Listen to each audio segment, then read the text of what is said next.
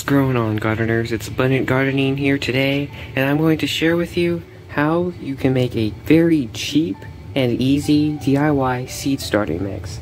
So here I have a mixture of coconut coir and sand. I made about 8 quarts of coconut coir. You can just get, one of those compressed bricks. I chose an 8-quart brick. And then what I did to that is I added about 1 cup of sand.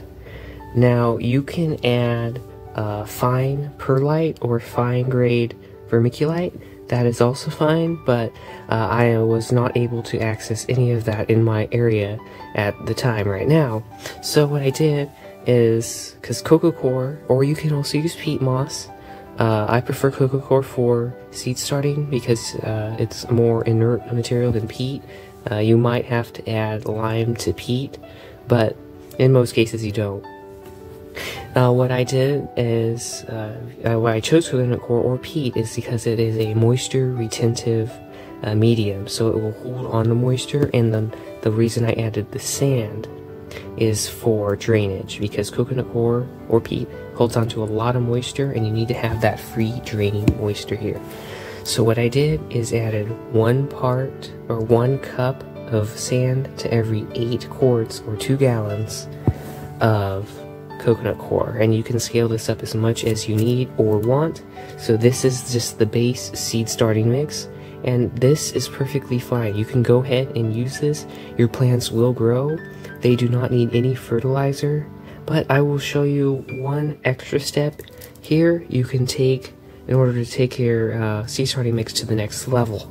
So what you can do is add some earthworm castings. Now you can use whatever brand is available to you. Make sure they're good quality.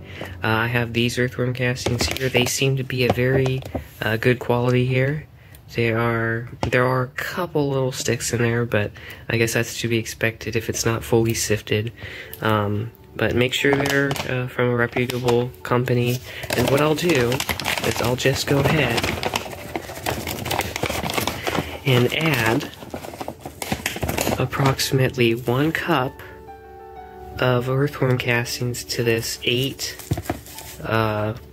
quarts of seed starting mix.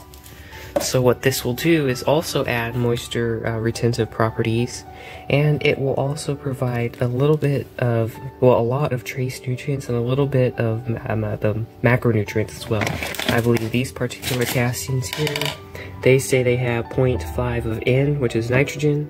So what you can do, what that will do is, of course, help your plants grow, and then also I believe root worm castings also have root enhancing properties, some different minerals as well. So all you have to do now is just go ahead and mix this in real good.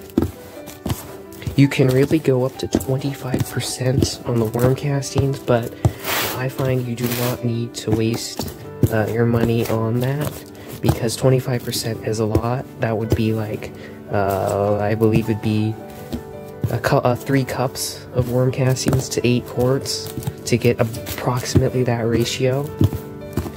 But now I have a sifted or good seed starting mix, and what it has is, again, is either coconut coir, peat moss minus cocoa, and then you can add either sand, perlite, or vermiculite. And then as an extra bonus, just add some worm castings. That will really supercharge your mix, and this can be made for really, really cheap. So I hope you liked this video and got something out of it. And if you want to see me start my seeds and join me on my seed starting journey, if you want to see detailed tips on how to grow different plants such as tomatoes and peppers and various other plants, I encourage you to subscribe as well. So, I'll see you in the next video. Have a great day, and get on growing.